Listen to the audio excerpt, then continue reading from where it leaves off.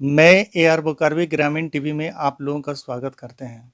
27 अक्टूबर 2013 पटना बिहार के गांधी मैदान में बीजेपी के हुंकार रैली के दौरान इंडियन मुजाहिदीन और सिमी जैसे आतंकवादी संगठन के द्वारा उस वक्त के बीजेपी के प्रधानमंत्री पद के प्रत्याशी श्री नरेंद्र मोदी को टारगेट किया गया था। सुरक्षा व्यवस्था टाइट होने के कारण नरेंद्र मोदी पर हमला तो नहीं हो सका, लेकिन 6 बम जरूर फटे, जिसमें 6 लोगों की मौत हो गई और 89 लोग घायल हो गए। रेलवे स्टेशन के करीब बना एक शौचालय में इन आतंकवादियों के द्वारा बम का टाइमिंग सेट किया जा रहा था। उस दौरान एक बम फटने के कारण एक आतंकवादी पकड़ा गया, जिसका नाम इम्तियाज था।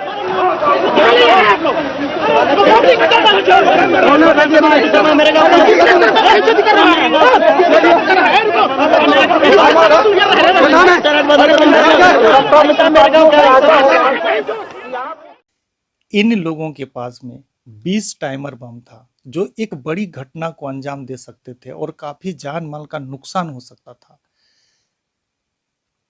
लेकिन वक्त रहते इन आतंकवादियों को पकड़ लिया गया और बड़ी घटना होने से बच गया। दोस्तों, इस तरह की घटना का पुरजोर निंदा होना चाहिए, क्योंकि इस तरह की घटना से ये लोग ना हिंदू ना मुसलमान किसी को पहचानते हैं। ये लोगों का अपना मकसद होता है। पिछले दिनों एनआईए नेशनल इन्वेस्टिगेशन एजेंसी की विशेष अदालत ने इस घटना में पकड़े गए 9 लोगों को सजा सुनाई, जिसमें 4 लोगों को सजाए मौत यानी फांसी, 2 लोगों को उम्र कैद, 2 लोगों को 10-10 साल की सजा और एक को 7 वर्ष की सजा। अंसारी, मुजिबुल्लाह अंसारी, हैदर अली और नुमान को 302 बाई 120 बी में death sentence, 121 waging war against government of India, उसके लिए डेथ सेंटेंस हुआ है। फिर लाइफ इम्प्रिजमेंट हुआ है अंडर 121, फिर 302 बाई 34 के लिए डेथ सेंटेंस हुआ है। फिर लाइफ इम्प्रिजमेंट हुआ है अंडर एक्सप्लोसिव सब्सटेंस एक्ट, फिर डेथ सेंटेंस हुआ है सेक्शन यूएपी एक्ट, फिर लाइफ इम्प्रिजमेंट हुआ है अंडर एक्सप्लोसिव सब्सटेंस एक्ट, फिर डेथ सेंटेंस हुआ है 16A यूएपी एक्ट के अंतर्गत, फिर लाइफ इम्प्रिजमेंट हुआ है अंडर सेक्शन यूपी एक्ट के अंतर्गत, और फिर एक लाइफ इम्प्रिजमेंट हुआ है under section 20 of UAP act. ये 4 अभियुक्तों को। लेकिन यहाँ एक बात सोचने वाली है कि आम का पेड़ अगर लगाओगे तो अनार नहीं फलेगा और खजूर का पेड़ लगाओगे तो अंगूर नहीं फलेगा। जिन लड़कों के हाथ में कलम थी, आखिर उनके हाथ में बंदूक कहां से आई, बम कहां से आया? इस देश का भविष्य इस देश को जलाने पर क्यों उतर गए? दोस्तों, ग्रामीण TV research and activities channel को जरूर आप सब्सक्राइब करें, लाइक कमेंट शेयर करें, क्योंकि आपके कमेंट का मुझे बेसब्री से इंतजार रहता है कि आप हमारे वीडियो को कितना हद तक देखते हैं और कितना पसंद करते हैं। आखिर इन लड़कों का ब्रेन वॉश कैसे किया जाता है? कौन करता है? कौन है देश का दुश्मन? आखिर इस तरह का जघन्य अपराध करने के लिए लोगों को किस तरह मजबूर किया जाता है? क्यों मजबूर किया जाता है? किसी के पास वक्त है सोचने के लिए?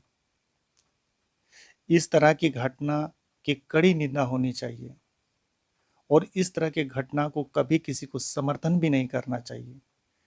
इस तरह की घटना से इंसान मारे जाते हैं, ना कि हिंदू ना कि मुसलमान, और इस तरह के घटना करने वालों का कोई जात नहीं होता।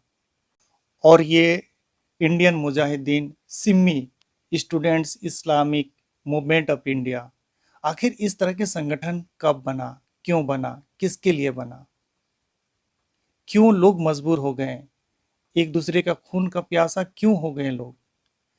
इस बात को अगर गहराई से देखेंगे दोस्तों, तो समझ जाएंगे कि देश किस स्थिति में है, देश का विकास आगे होगा कि विनाश होगा। ये हिंदू मुस्लिम का नफरत कहां से पनपता है?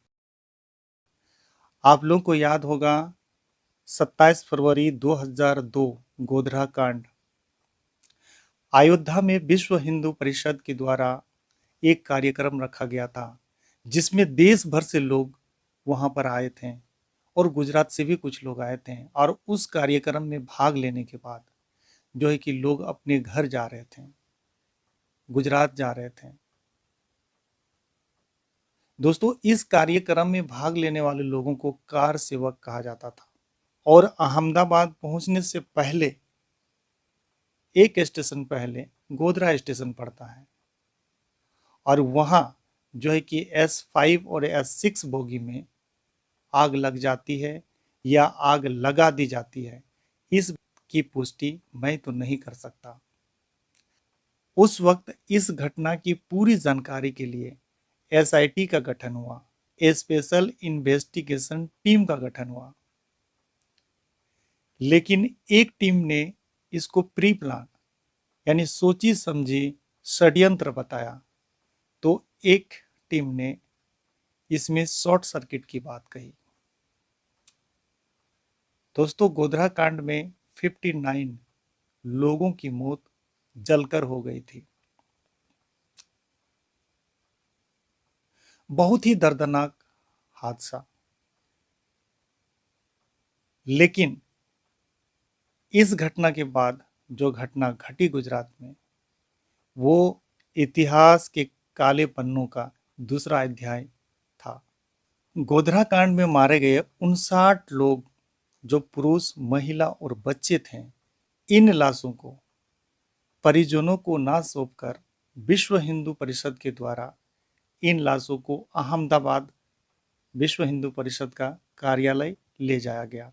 तो वहां काफी भीड़ इकट्ठा हो गई इन लाशों को देखने के लिए और देर शाम जो है कि इन लाशों का अंतिम संस्कार हुआ।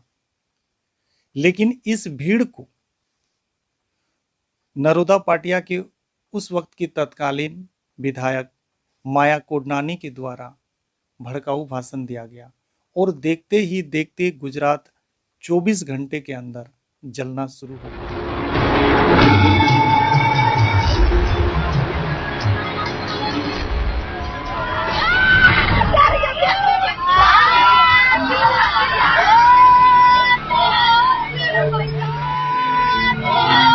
दिल दहला देने वाली इन चीखों से उस दिन नरोदा पाटिया की रूह कांप गई थी। लेकिन कुछ ही दूरी पर अहमदाबाद के पुलिस कमिश्नर के दफ्तर में इन चीखों को सुनने वाले कान जानबूझकर पहरे हो गए थे। आखिर एक झटके में 97 बच्चे, बूढ़े, महिलाएं मौत के घाट उतार दिए गए। और इस तरह गुजरात जला कि इतिहास के पन्नों में काला अध्याय लिखा गया। 1.5 लाख लोग करीब वहां से पलायन कर गए। 1 लाख गाड़ी, घर, मंदिर, मस्जिद, दुकानों को आग के हवाले कर दी गई। करीब 250 मुस्लिम लड़की और औरतों के साथ सामूहिक बलात्कार किया गया और फिर उन्हें जला दिया गया।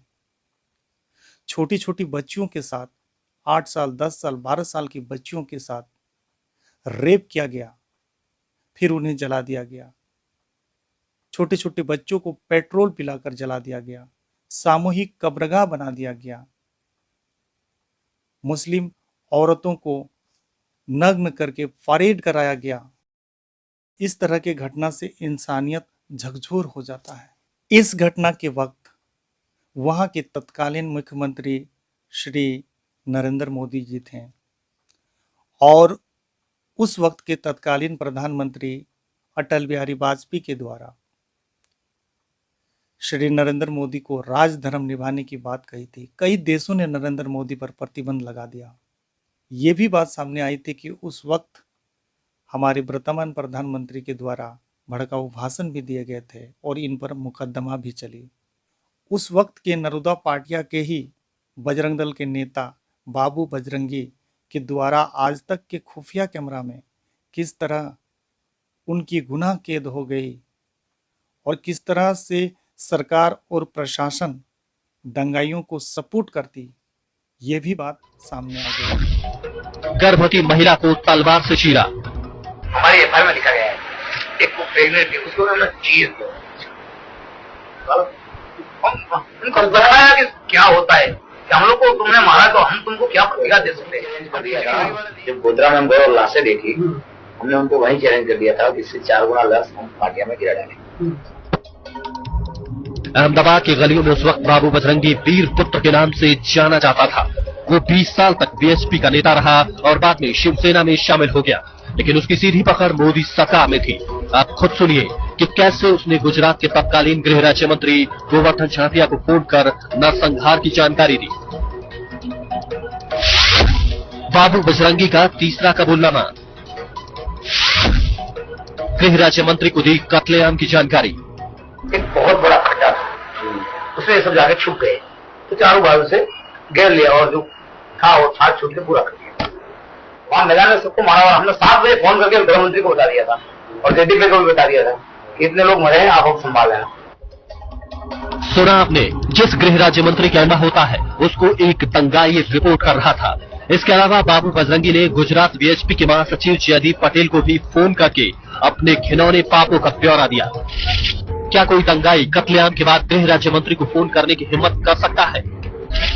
क्या कोई दंगाई गृह राज्य मंत्री से मामला संभालने के लिए कह सकता है? क्या गृह राज्य मंत्री किसी दंगाई को छुपने और भाग जाने के लिए कह सकता है? तारीख गवाह है कि जब जब मजहब के नाम पर इंसानों का कत्लेआम हुआ है तो इंसान का इंसानियत पर यकीन और ज्यादा बढ़ गया है। हैवानियत और शैतानी दिमागों की नापाक चालें हमें चाहे जितना जख्मी कर जाए, हमारे मुल्क के इंसानी जज्बों के आगे दम तोड़ देती है। नरोडा पाटिया के गुनहगारों को सजा देकर अदालत ने इस जज्बे को और मजबूत किया है।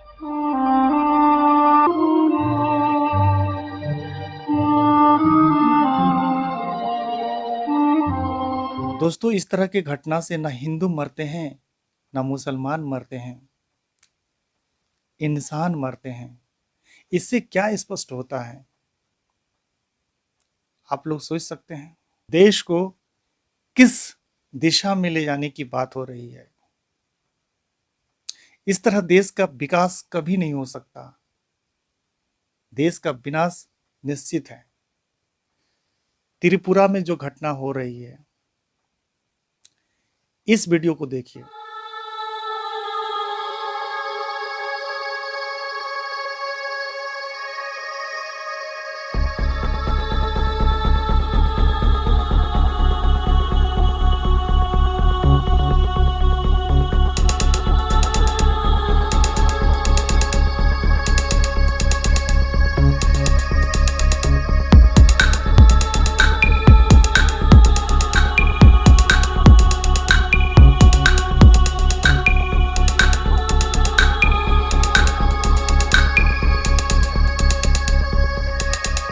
इस वीडियो को सऊदी अरब के राजकुमारी ने ट्वीट किया है और ये जो तलवार, खून से सना हुआ तलवार लेकर ये जो घूम रहा है ये लड़का पुलिस प्रशासन के सामने, ये आने वाले समय के लिए क्या संकेत दे रहा है। इस वीडियो को देखिए, कुछ जो कि चश्मदीद क्या कहते हैं। कपड़े फाड़ डाले हमारी माँ बहनों को, भाइयों को, मेरे चाचा ससुरा, मेरे मामा थे, मेरी फोई थी, इन सबको मारने लगे। हमको, मेरे को भी मारने लगे। मेरी बेटी 3.5 साल की मेरी गोद में थी, उसको लेके पटक दिया नीचे। फिर मेरे को पकड़ के 2 जन पकड़ के ले गए मेरे को, और 3 जन ने मेरे पर बलात्कार किया। और मैं देखती रही कि मेरे परिवार को मारो मत, छोड़ दो उसको, तो भी उन्होंने छोड़ा नहीं। हमको मारने लगे, सबको मार डाला मेरी आंखों के सामने।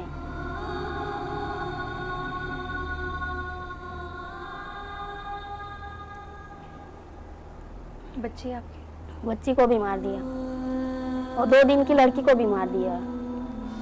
हम 17 लोग थे और सबको मार डाला। इनमें से हम 3 बच गए। आप कैसे बच गए? उस 2 घंटे के बाद मुझे होश आया तो मैं सबको देख के मैं छुप के एक पहाड़ था उस पे चली गई। फिर वहाँ मैं छुप के बैठी रही कि सबको मार डाला है और अब मैं क्या करूँगी, अकेली मैं कहाँ जाऊँगी। और फिर मैं अल्लाह से दुआ करती रही कि अल्लाह मुझे बचा लेना, मुझे बचा लेना। फिर वहाँ एक रात और एक दिन रुकी पहाड़ पे अकेले अकेली। ठंड में? हाँ, कपड़े भी नहीं थे शायद? कपड़े भी नहीं थे शरीर पे। एक चनिया था उधर पड़ा हुआ था तो वो पहन लिया मैंने। फिर प्यास भूख बहुत लगी मेरे को, तो मैंने एक हैंडपम्प नीचे मेरी नज़र उधर लगी, तो मैंने देखा कि हैंडपम्प दिख रहा है, तो मैं पानी पीने के लिए नीचे उतर जाऊँ। तो मैंने हिम्मत करी कि अल्लाह ने मुझे जिलाई है तो जिलाएगा, और मैं ऐसा करके हिम्मत करके नीचे उतरी और मैं हैंडपम्प पे गई। तो वो लोग भी मुझे मारने लगे कि कौन आया है इधर, कपड़े भी नहीं है उसके शरीर पे, तो वो लोग भी मुझे मारने लगे। तो मैं उनके जैसी भाषा बोली कि मैं तुम्हारे वाली हूँ, मुझे मारो मत। तो उन लोगों ने मुझे पानी पिलाया और मैंने कपड़े मांगे, ब्लाउज और ओढ़ना, तो उन्होंने दिया मेरे को। फिर मैं पुलिस की गाड़ी देखी मैंने, तो उधर मैं चली गई। उधर मैंने बताया कि ऐसा ऐसा हुआ है, हमारे परिवार वालों को सबके साथ ऐसा हुआ है, उनको मार डाला है और मुझे ले चलो सर, मुझे मार डालेंगे। वो लोग मुझे लिमखेड़ा पुलिस स्टेशन ले गए। पुलिस स्टेशन में दूसरे दिन मैंने FIR दर्ज करवाई, तो उन्होंने मुझे धमकी दी कि तू ये सब लिखा रही है तो तुझे मार डालेंगे जहर का इंजेक्शन देके। गुस्सा आता है बिल्कुल? बहुत गुस्सा आता है कि सामने आ जाए तो हम भी मारें उसको। हमारा जीना भी बहुत मुश्किल हो गया है, क्या करेंगे हम। बस रोते रोते निकाल दिए। 10 साल होने आए। हमारे साथ हुआ है और ऐसा कई बहनों के साथ हुआ है, तो उनको भी मेरे जैसा इंसाफ मिलना चाहिए। 22 लोगों को खोया आपने अपने परिवार से? हाँ, हॉस्पिटल में थी। अब जो लोग आते थे वो मार देते थे, रेप कर करके। सही सब किया है। और जो मेरे माँ के घर के जो लोग मर गए ना, वो मेरे जो ससुराल वाले लोग हैं, मेरे गांव में एक नदी है, वो नदी के अंदर निकल के वो कालोल आ रहे थे। शायद कालोल हमारे 5 किलोमीटर दूर है, वहाँ आ रहे थे तो उसको वहाँ मार दिया। और हमारे जो चाचा और चाची और भाई थे, तो टेम्पो लेकर वो कालोल आ रहे थे, तो बिल्कुल मेरे हॉस्पिटल के सामने उसको रोक दिया। और जैसे वो टेम्पो ऐसे हो गया ना, तो जितने लोग निकलते जा रहे उसको काट दिया। यहाँ पूरे हथियार के साथ किसी का हाथ काट दिया, पाँव काट दिया। मेरी बेटी के साथ रेप करके उसके मार दिया। और फिर मेरे चाचा के 2 लड़के थे ने, तो उसको मारा नहीं था, मार के उसको फेंक दिया था। परिवार के नाम पे तो कोई बचा ही नहीं? कोई नहीं बचा। सारे हिंदुओं से नफरत हो गई? नहीं, सारे हिंदुओं से नहीं नफरत हुई। एक हिंदू भी मुझे बचाने वाला था ना, तो सबके साथ मानवता खत्म नहीं हुई थी, कुछ लोगों में तो बच गई थी।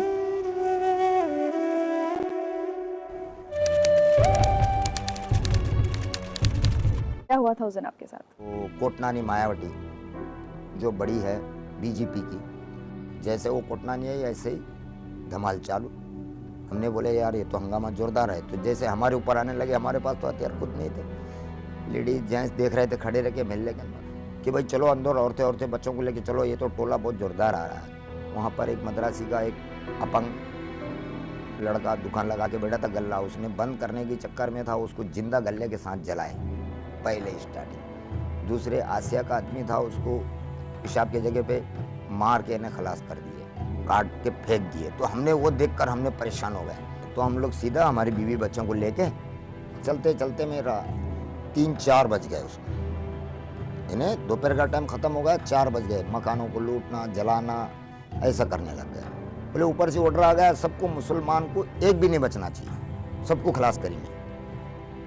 देखो अभी 1-2 कलाक में क्या होता। तो उतने में बोमा बॉम होने लगी। 7 बजे का टाइम, हम नीचे जाके देखते तो हमारे बीवी बच्चे वहां पे नहीं है। फिर हम भटकते और ढूंढते गए तो हमारा वहां पर बीवी बच्चे जलने लगे हमारे। फिर हमने वहां से वापिस आया, हमारी सुफिया बोल के थी, उसको बचाने के लिए गया। फिर हमारे को वार हो गया, तलवार से हमको मारे, हम बेहोश हो गए 2 कलाक, सर फूट गया पूरा। हम बोले कि मर गया बोलकर वो लोग छोड़ दिए हमको, हम बच गया अल्लाह के करम से। फिर हमने जवान नगर में अंदर आ गए, वहाँ से गंगोत्री नगर से। तो हमारा लड़का और 2 फैमिली, बीबी बानू का आदमी, वो लोग जल के पानी की टाँकी में डूब रहे थे, रो रहे थे बहुत खराब। मैं बोला याशीन बेटा, अब्बा बोलते ही मैं बोला मेरा बेटा मिल गया। जब हमारे बेटे को बोला कि बेटा ये क्या हुआ, तो पूरी तमाम जो है ना, ये चेहरा पूरा जला हुआ, ये जला हुआ, ये भाग जला हुआ, सीधा हाथ सीधा पैर पूरा जला हुआ, इन्हें फूल गया था वो। मैंने बेटा सब्र कर, अल्लाह बहुत बड़ा है। फिर मैं बोला यहाँ पर बैठ ऊपर तेरे खाला के पास, मैं ढूंढ के आता हूँ तेरे अम्मीनों को। अरे वो तो जल रहे हैं बोले। लड़का जैसा बोला उसको वहाँ पर सीप करके फिर से मैंने ढूंढने गया तो हमारे लड़कियों का रेप हो रहा था। 14 साल की छोकरी, 15 साल की छोकरी, 18 साल की छोकरी, 20 साल की छोकरी को काट के इन्हें फेंक रहे थे। रेप करके मजाक करके इन्हें तलवार से काट के फेंक रहे थे। इस तरह मेरे नजरों देखे हैं। और मैं किसी के सामने बोलूं तो रब सुनता है। मेरे कोई शौक नहीं है पैसों का वगैरह, कोई शौक नहीं है। सिर्फ एक मजबूरी में एक धंधा लगा के बैठा हूं कि मेरा ध्यान भर हो जाए, नहीं तो मैं पागल हो गया था। वहां से इतनी परेशानी में फिर हमने कैसे भी मुसीबत में हमने बचाए, कितने को बचा दिया। एक औरत का रेप वहां पर ऐसा होगा, उसकी डिलीवरी शाम तक होने वाली थी, 7 बजे तक डिलीवरी होगी, 7 बजे उसका रेप हो रहा है। 7 बजे डिलीवरी हो रही है, 7 बजे उसका रेप हो रहा है। जब उसका पेट चीरकर बच्चा जिंदा निकालकर तलवार से 2 टुकड़े कर रहे हैं वो लोग, और जिंदा बच्चा निकला।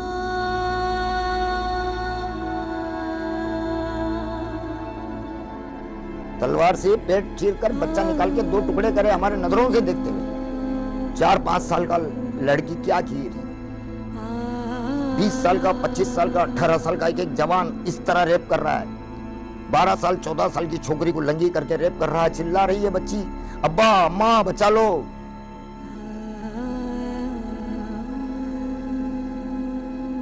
जिसको देख रहे हैं मजिद भाई, चाचा बचा लो, हम क्या बचा सके। ये नजर देखें, रब को सुना रहे, हमारे आंसू निकल के खून निकल गया है। मेरे बीवी बच्चे, 3 लड़के 3 लड़कियां और मेरी बीबी ये मर गए हैं।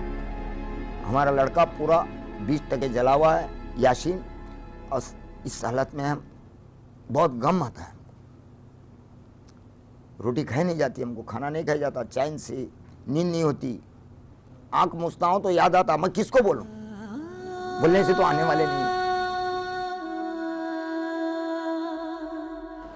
आज भी डर लगता है? हमको डर यही है कि ये लोग कभी भी हमला कर सकते हैं हमारे ऊपर। 2 वक्त धमकी मिली है, मेरे को धमकी मिली है, दूसरों का हम नहीं बोल सकते। आपके ऊपर उसके बाद भी जानलेवा हमला हुआ है? हाँ, उसके बाद भी हुआ है 2 फेरी। एक रस्ते पैसा ले लो कि नाम नहीं बताने का। सरकार तो क्या दी है, 35 लाख दिए, हम 4 करोड़ रुपया देगा एक को बोलने का। नाम नहीं बोलने का? नाम नहीं बोलने का कोर्ट में। हमने तो नाम बता दिया, हमको रुपया प्यारा नहीं है, हमारे बीवी बच्चे प्यारे हैं, हम झूठ क्यों बोले। हम तो जज साहब को बोला है कि जज साहब इसका अंत यही आएगा, जिसने करा है उसको सजा मिलना चाहिए, कि अंधा से नहीं कर सके। और गुजरात के अंदर क्या कहीं भी कोई भी गांव में भेदभाव नहीं होना चाहिए। धोखा दिया जो हिंदू थे, जिन पर आप भरोसा करते थे? हाँ, भरोसा करते थे, उन्होंने धोखा दिया। हमारे बाजू में पड़ोस में रहते थे, एक साथ में मिलने में रहते थे। कभी सोचा नहीं होगा आपने वैसा करेंगे? आपको कुछ नहीं, जिंदा जलाया उन्होंने हमारे बीवी बच्चों को जिंदा। हमने बोला भी, गुड्डू तू ये क्या करता है। मुझे यकीन है मजीद भाई, इन 10 साल में आपने कई बार ये सोचा होगा कि इससे तो अच्छा होता मुझे मर जाते तो अच्छा था।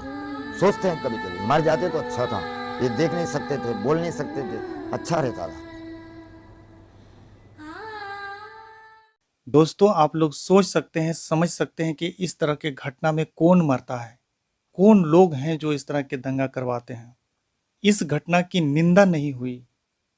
हमारे वर्तमान प्रधानमंत्री आज तक माफी नहीं मांगे। और उस वक्त के शिवसेना अध्यक्ष बाल ठाकरे ने मुसलमानों को कैंसर कहा था, लाइलाज कहा था, और ये भी कहा था कि मुसलमानों का इलाज केवल ऑपरेशन है।